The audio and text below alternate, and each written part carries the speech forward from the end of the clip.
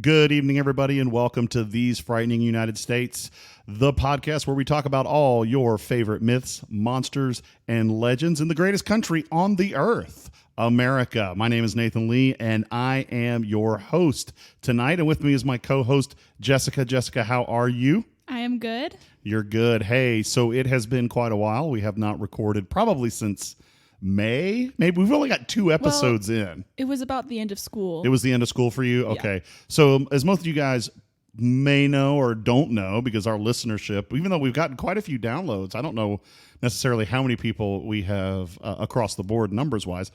Jessica is in school. She is soon to be making that crossover into high school, but she's got an interest in the same kind of things her dad does, which are cryptids and legends and urban myths and things like that. So today we are actually continuing on in our walk through all of the United States, state by state, alphabetical order. So we have already done Alabama, Alaska. Jessica, where are we today? We are now in Arizona. We are in Arizona. You ever been to Arizona? I'm not quite sure. You have never been to Arizona. I will tell you Okay. that. I have actually never been to Arizona. We have a friend that lives in Arizona who's currently out there actually studying to become a police officer. So is out in Arizona. And my favorite movie, in my top 10 favorite movies is Raising Arizona, one of the greatest Nicolas Cage films of all time. So Arizona is, it's impressive. The Grand Canyon's there. You think of deserts, you think cactus, you think heat, right? Arizona, you think of heat, okay? Yeah. But what you may not think of when you hear about Arizona is you may not think of large, hairy beasts. Now, for some of you, you may have heard legends of things called skinwalkers, which is a shapeshifter, Indian lore, Native American lore that comes out of Arizona. But what we found is not only does Sasquatch reside in the cool and balmy Northwest, he also resides in the dry desert heat of Arizona. And so I have a couple stories. Mm-hmm. And the way we're going to do this, Jessica and I decided is, she's kind of here to learn a little bit about these, right? You don't really know as many, though you're interested, right? Yeah. And so you kind of have decided that you are going to be kind of my student when it comes to cryptozoological stories. So what are your favorite kinds? I love kind of spooky things. You like spooky, yeah, okay. Like you hear something in the woods, you turn around and nothing's there. How are you at camping? I've been camping a few times. You've been camping, yes you have. Yeah. Do you like it? Yeah, I really enjoy it. I like being outside. Okay. So. Do you ever get nervous out in the woods? If it's raining. Okay, so if we ever told these stories around a campfire, would you get freaked out? No. Okay, so we'll see if we can freak you out. Maybe that's the goal for the show, is to try to freak you out so you'll never go camping. But okay, so here's where we're going to start in Arizona. And like I said, you would think maybe in Arizona the cryptids would revolve around, giant birds, which we'll get to. There are some of those. But to think of a large, hairy creature in a desert hot environment may not be what you're thinking of, but Arizona has mountains, and so those mountains, it's high altitude, and so it's not complete desert, and so there are environments where you might find these. But the first one, I love this one. The very first one we're going to talk about is the Mongolian monster, and I think I'm pronouncing that correctly. I saw that in a newscast, but the Mongolian monster, it's Mogollon, and it's referred to as a troll. Now, I don't know what you know about trolls. Do you know anything about I've trolls? heard various things, that they could be huge, giant creatures, or they could be little itty bitty things. They kind of, with every story, it's kind of different. Well, and trolls, if you've ever seen, there's a great movie called Troll Hunter. Okay. And it's great. It's awesome. And it's about a guy in Norway who hunts trolls. I think it's called Troll Hunter. Yeah. And so what you find out is there's all sorts of different types of trolls. Mm-hmm. And you might know trolls from fairy tales, Living Under the Bridge, and the Billy Goat's Gruff, and Who's Tapping on My Bridge. But one thing that trolls in folklore have is they tend to be creatures that eat people. Oh. They're mean. They're not nice generally. And they can even in this movie, it was really funny because they can smell the blood of Christian men, and that was the thing. That was kind of their folklore. But we know trolls are not good. And if you've seen Lord of the Rings, the trolls are never the good guys. So here's the story. So we have this report from a man, I.W. Stevens, and he reports seeing a creature near the Grand Canyon. And this is his description. It had long white hair and matted beard that reached to his knees. So right away, we've got a different description here. He's got a beard all the way down to his knees. It wore no clothing, and upon his talon-like fingers were claws at least 2 inches long. Upon closer inspection, he noted a coat of gray hair nearly covered his body, with here and there a spot of dirty skin showing. He saw the creature drinking the blood from 2 felled cougars, and when it saw him, it picked up a club and screamed at him. Okay, so let's set the stage here. We've got a hairy creature, long white hair, and a matted beard down to his knees. So, wild man, maybe? Crazy guy living in the woods? I mean, you got to be crazy if you've just killed 2 cougars with a club. And we all know, there's no way to face the fear better than looking in the eyes of a live cougar. Thank you, Ricky Bobby. And so we have this story of a guy running into him, and I don't know about you, but it doesn't really tell us what happened after. All we know is that it saw him, picked up a club, and screamed at him. So my assumption is I.W. Stevens ran away. Yes. Because he did report it. And so maybe the troll's not that fast. So, there is a recent record of a sighting of the troll, but this was actually in 2013. How old were you in 2013? Do you remember? 6 years ago. Yeah, I was about 7 or 8. You were about 7 or 8, maybe. So anyway, this was in the cryptozoology news. It says a 28-year-old woman believes she came across an unidentified animal while hiking the Canyon Point Trail located in the region of Mogollon Rim. Y. Estevez, a sociology student who claims she was alone at the time of the incident, says she saw a troll, quote, looking creature drinking from a pool of water. It was on its knees drinking water, and when I found it, drinking, making noises like a pig, which is something I think in legend, in lore, trolls making sounds like pigs is part of that. So at first sight, the animal looked like a pig to me. I think in depictions of trolls in movies and stuff, I actually have seen somewhere they're given noises like pigs. I don't know. I hate pigs, so it's not something that I would want to hear. But upon closer inspection, she saw that it had long hair, gray and bluish, and I swear it looked like one of those trolls from a fairy tale. Ugly stuff. The face was human-looking, no hair on it, but full of bumps. What do trolls have? Warts. Yes. They have warts on them. The eyes were kind of a brown red, the thick, big nose, small lips, no expression on its face at all. It then took off running like a person. Now, you think about Bigfoot accounts. What do you remember from Bigfoot stories? They're usually, but whenever they're seen, they're either on their 2 legs standing up, or they are just about ready to stand up. Or they're about ready to stand up. A lot of Bigfoot stories start with them crouching, whether they're eating something or whether they are drinking water. One thing I noticed that's missing from these stories, what do you think that is? Have you noticed there's one fact that's missing? We have the hair, and the color of the hair seems to match in a lot of those. We have the screaming, which is often found. The noises, those kind of things. And Bigfoot have been known to make noises like pigs, according to the stories. And we have an aggression towards human beings. But there's one thing missing that usually is a prominent detail in all Bigfoot encounters. Did you catch it? Not really. I did We're not. testing your knowledge. Nobody says anything about how it smelled. Oh, yeah. Nobody says anything about how it smells. Now, if you know your Bigfoot stories and your Sasquatch lore, what is the one thing everybody always comments on? They kind of like a foul smell. They have a foul smell that's been described somewhere between a skunk, rotting garbage, a wet dog that's rolled around in rotting food. I mean, it's bad. And a lot of times people describe gagging when they hear it.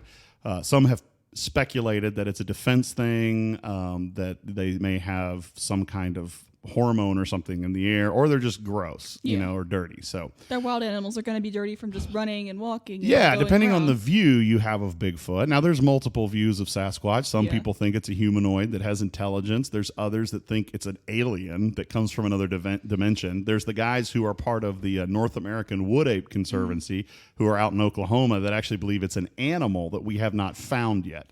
It's a large primate like an ape, a gorilla that actually has lived long enough, and we have not discovered, which kind of makes sense when you think about when the lowland gorilla was discovered, which was only the late 1800s when they actually discovered that. So whether or not you believe in it all, the possibility there's enough empty forest area, I believe, that something could exist. Yeah. I mean, there's so many different states that have so many different stories. I mean, if you really looked into it, each state has their own, even though they might be slightly different, they have their own telling of it. There's so many ways it could go. Yeah, everybody's got a version that's based off something, which is why I'm into this, because it does seem like there's some kind of unifying story that we can all agree ties all this together. Now, we do have Bigfoot sightings, and I do actually have a photo of what is possibly a group of Bigfoots that was picked up by an ADOT, the Arizona Department of Transportation. One of their cameras that's positioned on the highway looks like it's up a mountain pass, like when you go up skiing. Yeah.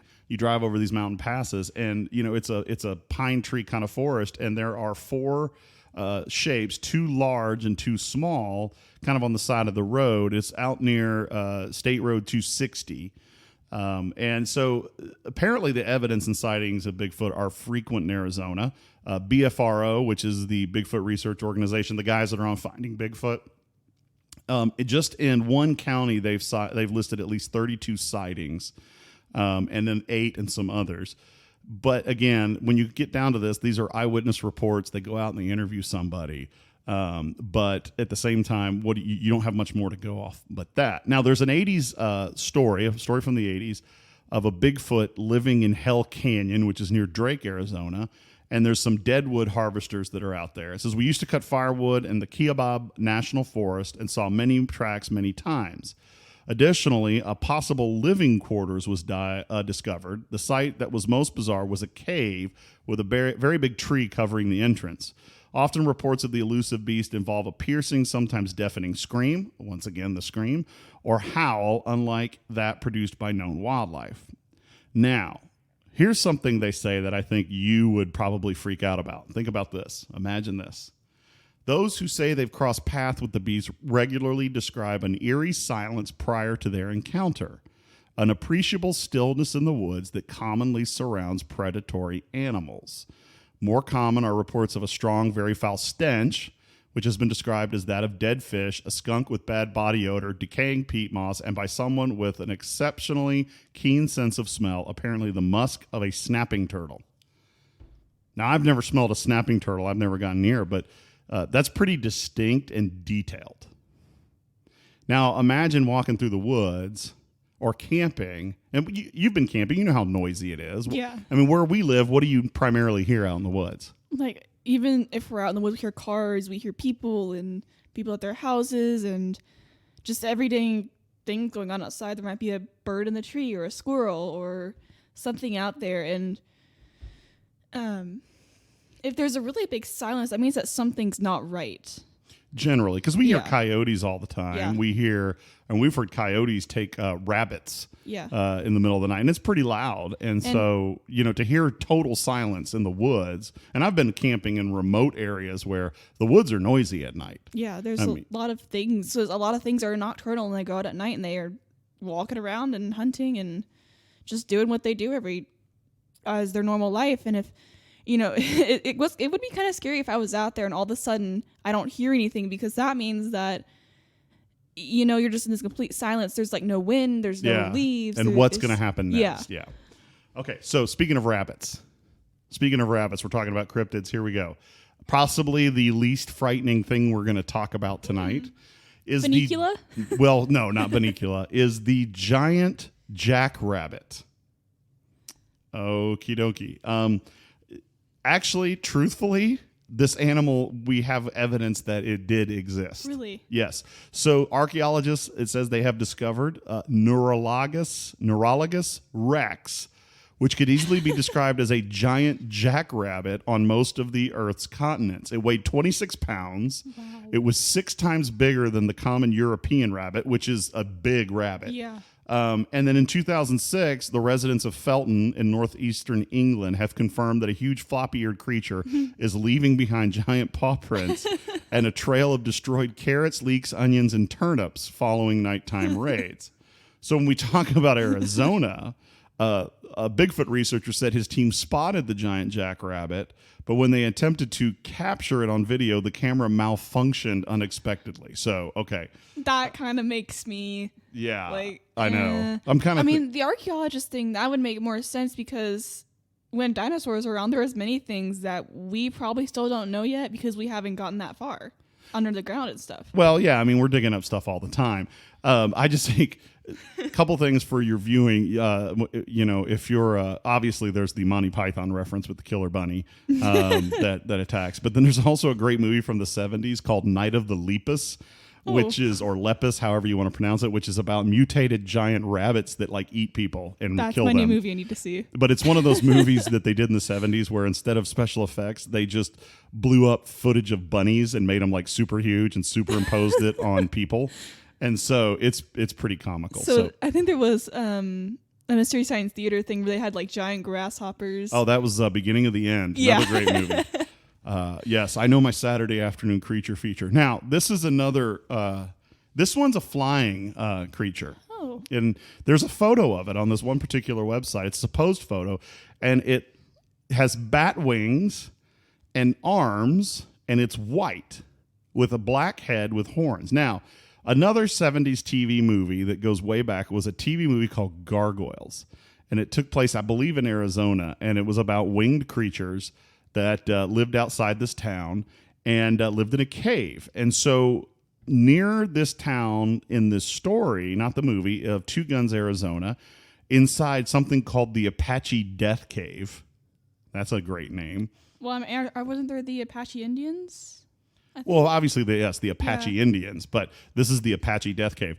It lives the Aswang, a shape-shifting vampiric creature that was first sighted hundreds of years ago, get this, in the Philippines. Now, if you don't know, Jessica, the Philippines are in the Pacific Ocean, and so nowhere near Arizona.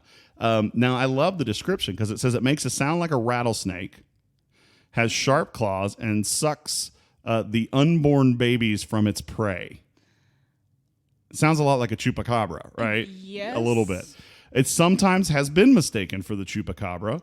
However, the Aswang is able to flatten its body like a mouse to get through tight squeezes, perfect for cave dwelling, which again is another nightmare fuel because anything that can squeeze through cracks to get into your house is not cool. Apparently, there have been cows that have been found, pregnant cows that have supposedly been attacked by this, but it's a shapeshifter, and it's been, legends say that it has turned itself to look human and lived as a regular townsperson. And so they're described as being, when they're in that human form, quiet, shy, and elusive. And then at night, they transform into creatures such as a cat, a bird, a dog, a bear, anything like that. There's also a photo from the Philippines, which we won't post, where it says that this supposedly is pictures of a wound from a reported attack. And it's a person, it's right along the jawline. But when they're not shape-shifting, they're described as being emaciated and scrawny with gray mottled skin and milky white eyes that are as cold-looking as they are emotion-free. And they're covered with sores. So, interesting. I'm thinking of like as you said, gargoyle, like a demon something. Well, yeah, you think of a gargoyle, the horns and all that. And then, kind of cool. If you want to go out and find all these, there's great websites. You just have to look up cryptids, CRYPTIDS, of whatever state, and you're going to get a list of them. And you also get links to news reports where people have said, hey, I've seen this and whatnot. Now, the last one I'm going to talk about tonight, and, one of the things we've decided on this is we could keep going and going and going, and we're just kind of giving you an overview of what's in each state. I think it would be fun to go back and hammer down and specifically on some of these creatures in a little more in depth. What do you think? Yeah, I think is like after we're done with the 50 states, I'm sorry, because obviously we're going to finish this in a matter of time. I think maybe going back for like each episode, we do like a different creature. Yeah, we do one. So the last one is the Reptoid. I love lizard creatures. When I was a kid, I saw Creature from the Black Lagoon and the sequels on Saturday afternoon. I loved them. I love the idea of lizard men. But this one is from February 2014. 3 bikers saw a reptilian humanoid in the Sonoran Desert, about 6 foot tall, very, very skinny. and it walked awkwardly like a monkey. He stopped and made eye contact with me, and I could see him clearly. The eyes were kind of like a snake's, but black with a yellow stripe in the middle of the eye. So reversed from a snake. Yeah. They were black, but the pupil glowed yellow. Green and red scales on the face and head, which is fascinating because usually they're kind of a dull color when you hear these stories. But Like this sounds like more gray like, or like a really, really dark gray. yeah, like a gray or a sand color. The red color was kind of like the same as the desert, and it looked like it had a sandy texture. It didn't have a nose, only 2 holes on its face. I couldn't see any ears or hair, a red mouth that looked like it had blood around it, but it didn't look like it was bleeding. It looked like a pattern. It reminded me of a chameleon, but it looked like a person too. The creature raised its long arms with strange-looking claws that looked like a branch full of thorns, waved at them, and emitting a loud chattering sound with its teeth. Then it rapidly ran away, leaving the trio in shock. Go figure. This sounds like a Demogorgon to me. Oh, okay, you've been watching Stranger Things too much. Yeah. Well, I mean, an Like, interpretation. It does. Like the way described was like the kind of the color and the way it. Well, it sounds ran. like to me what they're describing is what would be a common desert lizard in the area. Yeah. You know, something that would be common to the, not a horned toad or a horned lizard, but something, a frilled lizard or something like that, Yeah. that might have some color to it. And, maybe that's where they come up with these ideas and these legends. Is it seems to be that maybe some of these legends, the creatures look similar to what is native flora and fauna to the area, Yeah. the native animals. And so something that is mutated or whatever, it's what they seem to like. So Because with the bright colors, a lot of times frogs and lizards they'll put on those bright colors to like scare their predators. yeah, it could be a warning. It could be something, some kind of, maybe it's venomous and that's what the colors indicate. It seems interesting to me that something would have bright colors and stay hidden. Yeah. Obviously, but he did say that the red was similar to the desert, so maybe it's It's a able to muddy blend red. it. Yeah, muddy red, it blends in. But it is an interesting kind of idea out in the middle of the desert because there are reptiles out there. We usually think reptiles and lizard men as living in swamps or whatnot. That's how the movies do it. But this is something living out in the desert, out where it's dry. Kind of think of like the Slee Stacks from Land of the Lost, which you've never watched, but when I was a kid, that was an awesome show. So maybe Slee Stacks with a little more color. So that's another story we can get to. But so Arizona, one day we got to take a road trip out there. Yeah. What do you think? I think so. I think that'd be interesting. Well, we are actually heading on a vacation later this year, and the place we're going is one of the creepiest places on the planet and in the United States with more stories than most places.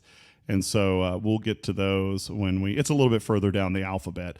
But when we go up there later this year during the fall, we'll have some time to go check out some of the local ones. So anyway, hey guys, thanks for listening. You guys can find us on iTunes and on Spotify, and we're getting ready to put all these up on YouTube as well. You can also reach us at thepodcastinglees@gmail.com. That's the email that goes to all of our shows. We have several that we as a family are doing. So until next time, this is Nathan. This is Jessica. And we hope that you guys keep it creepy. We'll talk to you later.